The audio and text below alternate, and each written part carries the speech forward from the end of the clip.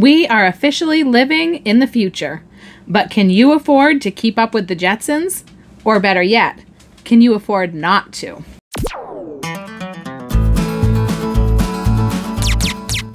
Hey guys, it's Jara with Wicked Prepared. Welcome everyone to our channel and thank you for being here today. Today I would like to talk about home freeze dryers. Now I know that some of our YouTube family out there have one of these machines, or maybe even more than one. So I'm really hoping that you guys will chime in down in the comment section so we can really get some discussion going.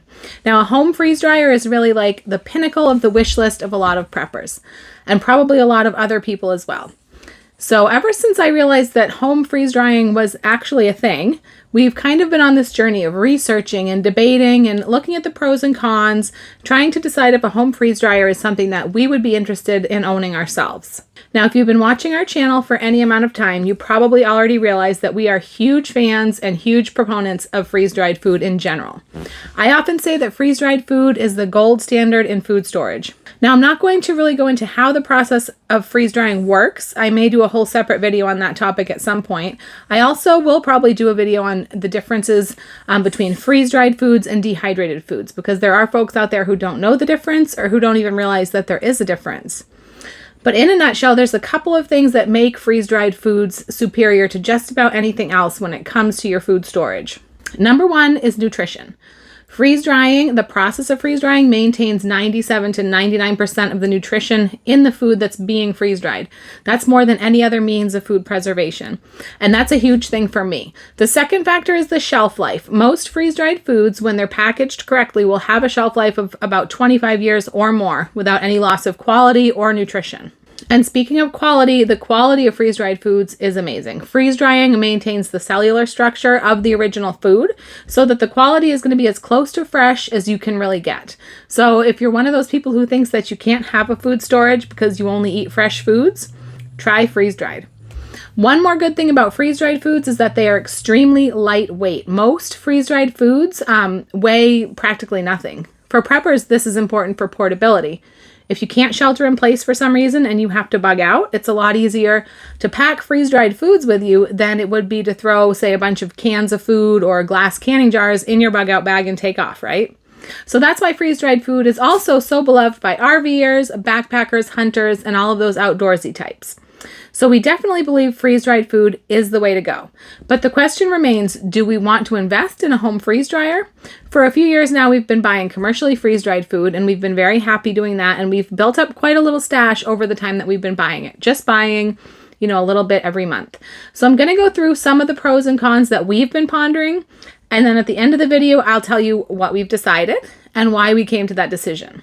Now, some of these pros and cons will apply to everyone across the board, and some of them may only apply to us personally. Something that may be a con for us may actually be a pro to someone else, or it might not apply to someone else. So hopefully you'll see what I mean by that as we go along. Okay, so obviously the first and biggest consideration for us, and probably for anyone else who's considering a home freeze dryer, is money. It's the cost. If you've ever looked at buying a freeze dryer or even buying freeze-dried food, you've probably had a little bit of sticker shock.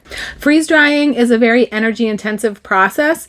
It takes a great deal of energy to complete the freeze drying process, so that adds to the cost. And it's a relatively new method of food preservation, so the technology is pretty expensive, especially because there hasn't been a whole lot of competition in the market so far. No matter how you come about it though, commercially or doing it yourself, freeze-dried food is going to be a little more costly than traditional food storage. Obviously, we think it's well worth the extra cost to have it in our pantry and our kitchen.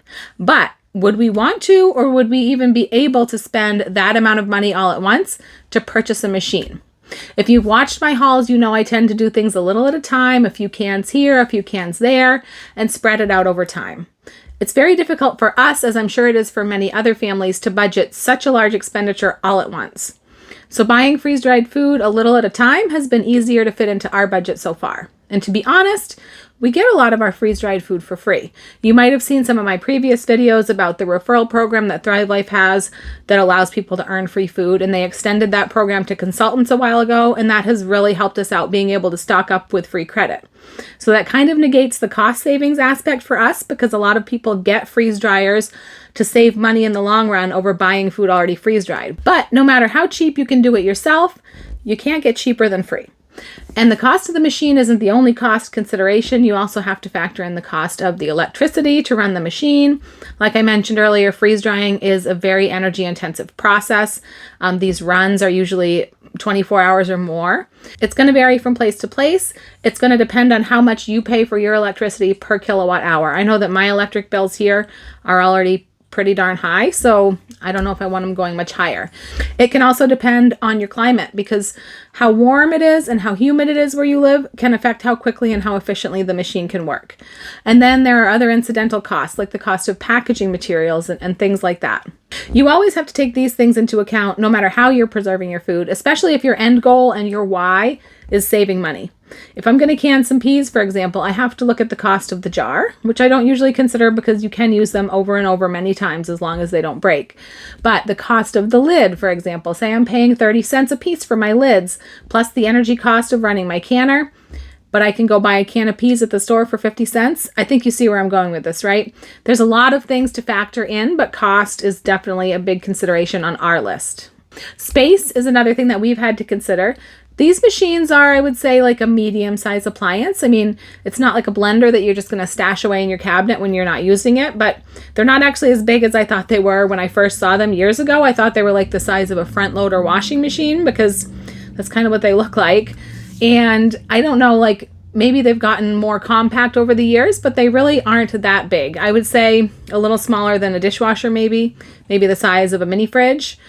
Depending on who you buy it from, I know Harvest Right has 3 sizes, which really refers to the internal capacity, but I'm sure the external dimensions correspond somewhat. So a large is probably a little bit bigger than that, and maybe the small is smaller. But anyways, for us, space is definitely an issue that we have to think about. Do we have room for this in our house? So the other big hesitation that I've had is something that may not apply to everyone because it's really a lifestyle consideration. For us, we have a very busy life. We're busy, our kids are busy, we're busy with our kids. I always feel like I'm running behind. There's always loads of laundry waiting to be done, a sink full of dishes needing to be done. There just isn't a lot of extra wiggle room in our schedule, ever. And I already see that without owning a freeze dryer, realistically, I know that when we're harvesting a lot out of our garden, for example, or when I get an amazing deal on some meat or produce or whatever the case may be, I struggle. I struggle to find the time to process it before it goes bad, which right now is mostly canning and dehydrating and things like that. So when I think about finding the time to process the food and load the trays and everything else, I have to accept my limitations. I have to look at it realistically and realize that this may not fit into our life right now. I know that's something that I've heard a lot of other people say. They didn't realize, how much time it would take and that it's not quite as quick and easy as they thought it would be. And so they don't use their machines as much as they thought they would. I see some people who say they run their machine 24/7. And for people who can fit that into their lives, realistically, that's wonderful.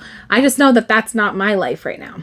Besides prepping the food and getting it going, you also have to be prepared to package it up on the other end of the process and do it quickly. Otherwise, the food can begin reabsorbing moisture from the air. With the food we purchase, that's all done for me already. All the peeling and slicing of the food, the cooking, the draining of the meat, all the prep work on the one end and the packaging on the other end. And if there's any issues, it's someone else's problem. It's not my problem. I have recourse. I can call or email and get it replaced for free. Whereas when you do it yourself, it's all on you. I've heard so many stories about folks losing whole batches of food because just one piece wasn't completely dry when they packaged it up. That kind of stuff kills me. It's the same with canning. If you have a jar in your pantry that loses its seal and the food goes bad, or a shelf that collapses and breaks all your jars, that's a loss and it takes away from the savings that you're trying so hard to capture. Now, one thing that I used to believe about freeze drying at home that made me say, no way, not for me, is I thought that you had to pre-freeze everything. I read that and I said, okay, there's no way that would ever work for me. I literally never have any extra freezer space.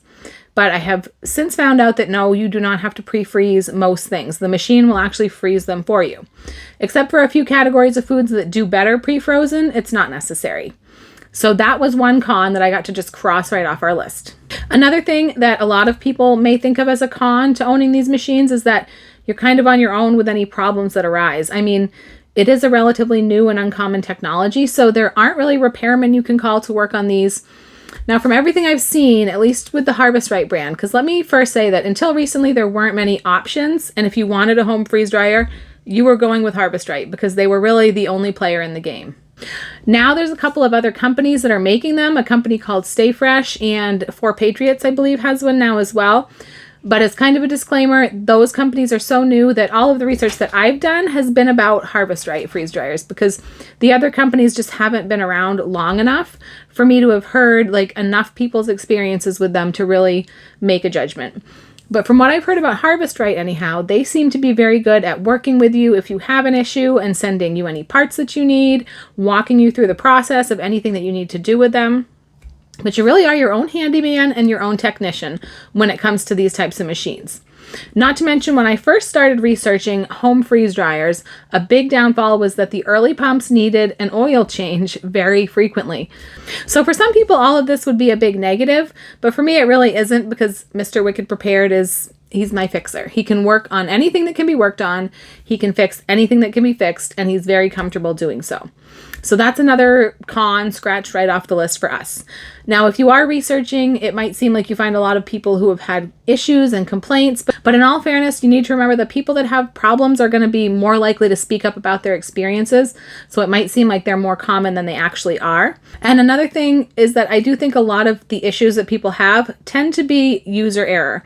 Once again, this is a fairly new and uncommon technology, so it's not a process that most people are familiar with, like they are with, say, operating a washing machine or an oven or something like that. So that was our list of considerations and the things that we had been researching and pondering over the last few years. Those were the negatives that really, I was thinking about. And with all those considerations, we had pretty much decided that we didn't really want a freeze dryer. When weighing the cost against all the other factors that I mentioned, I had myself convinced that it just wasn't worth it to me. But little by little, as I learned more and more, and I crossed some more of those cons off my list, that pre-freezing was not necessary, that the machines were not as large and unwieldy as I originally pictured them to be, and that with the newer and upgraded pumps, oil changes were needed much less frequently or even not at all. I started to ponder it again. Then I started thinking about things that I could do with a freeze dryer that I couldn't get anywhere else commercially. So for example, foods and ingredients that I can't find freeze-dried commercially. You guys know, if you've been watching us for a while, that I love my meals in a jar. They really are what brought me to freeze-dried food in the first place, when I realized just how many amazing possibilities that opened up. But even with the vast assortment of freeze-dried foods that are available today, there are still some of my favorite foods and ingredients that I can't find commercially available. Things like tomatillos and artichoke hearts, for example. It's very difficult to find ham freeze-dried anymore. I'd love to be able to make those myself. Another thing I realized is leftovers. I would love to be able to freeze-dry servings of our leftover dinners. We don't like to waste anything here in our home, so to be able to turn our leftover dinners into shelf-stable, just add water, MRE-style meals, instead of either freezing them, canning them, or just eating them night after night until we're good and sick of them, would be amazing to me. Our excess garden produce is another thing. I realize that although I love canning, I would love to have another option for preserving the things that come out of our garden. And it would allow me to preserve things that I can't can, like broccoli, for instance. Because you've probably heard me mention before that I'm trying to reduce my dependency on my freezers for several reasons. One being that they're always packed full. I just don't have room to add a lot of stuff to them. But also because in the event of a grid down emergency, the freezers become useless and we may very well lose everything in them. Yes, we could keep them going for a while with our generators, but not forever. So freeze drying as an option for our garden harvest is very tempting to me. I also recently found out you can freeze dry your garden seeds and they will last a whole lot longer, which is huge for emergency preparedness, because you need to make sure that you would have viable seeds if you were to suddenly have to rely on growing your own food and seeds weren't available to you in the stores for whatever reason. Another thing I found out that blew my mind that people freeze dry is mother's milk. My goodness, I think my childbearing years are probably behind me, but if I had had access to this technology when I was having babies, wow.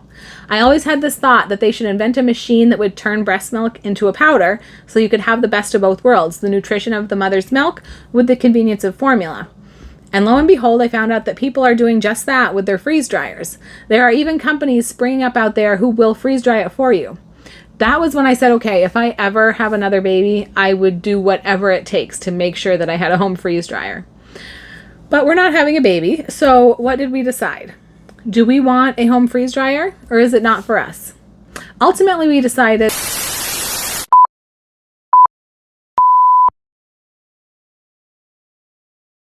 Ultimately, we decided that it is something we would like to have, and we've moved it up on our priority list for those reasons that I just mentioned: our garden harvest, leftovers, being able to freeze dry foods that we aren't able to get commercially.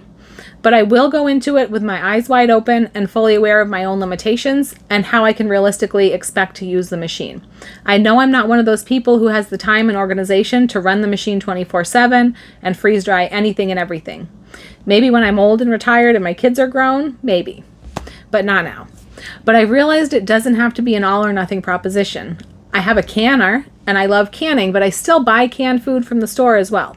There's no way that I could keep up with our needs by doing it all myself. And someone put it in another way just yesterday. She said, I have a sewing machine, but I still buy clothes. And that's all true for me as well. I really think freeze drying is the wave of the future in food preservation. And as time goes on, I think that both freeze dried foods and these machines will be in more and more homes. They'll be much more common. We've already seen a huge upward trend in both of those industries in just the last few years with no sign of a slowdown. So now that we've decided that we do want a freeze dryer, we just need to figure out some of those other nagging issues like space and budget. But stay tuned and see if we're able to make this dream come true. But in the meantime, I want to hear from all of you.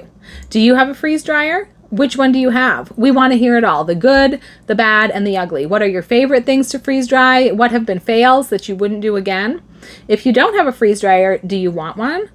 If you have any questions about them, post them down below. Some I may be able to answer, and if not, maybe another viewer will chime in. We will have a link down in the video description for anyone who wants to go to the website and check out the machines. As always, I want to thank you for watching today. If you made it all the way to the end of the video, leave me an ice cube emoji down in the comments. I'm Jara with Wicked Prepared. Survive today, thrive tomorrow. We'll see you next time.